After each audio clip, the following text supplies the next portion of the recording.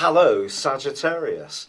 Thank you for joining me for your weekly forecast for week commencing the 13th of March. There's some brilliant energy buzzing round your situation this week. Mercury relocates on Tuesday into the most joyous outgoing of sectors. If you have felt a little more inward of late over the last 2 or 3 weeks, this is going to help to revigorate your sense of fun and also your sense of humour and be more playful. By the end of this week, Mercury forges a delicious angle with Venus, which is twinkles with the potential for flirting, fun and frivolity if we give ourselves permission to embrace it.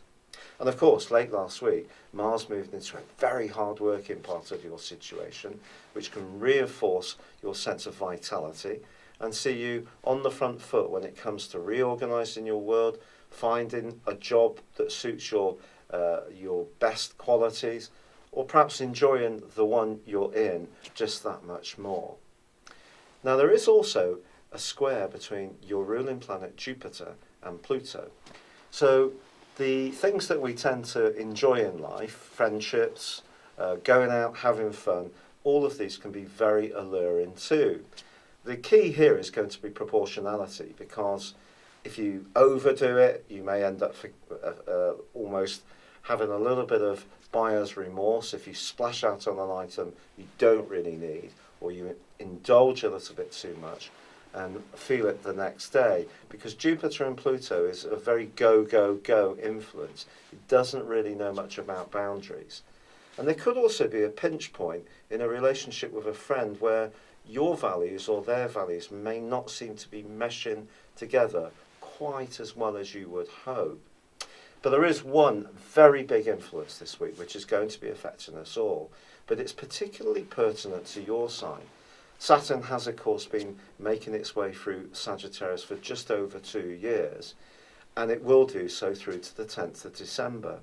But this week, it's in a right angle with the Sun. There's no other way of putting this. When the Sun squares Saturn, it's one of the most difficult of all planetary influences. And the Sun for you continues in that very tender, sensitive, emotional part of your horoscope, which is to do with where you live, who you live with and how, your emotional responses, how you feel about the family, your relationship with yourself. And Saturn, of course, is about restraint, restriction, and in some ways frustration. So I feel that there may be one situation that you would like to be flowing on a little better than it appears to be doing. And there could be a mounting sense of, why is this happening? Why is my energy low? Why do I feel a bit deflated by this?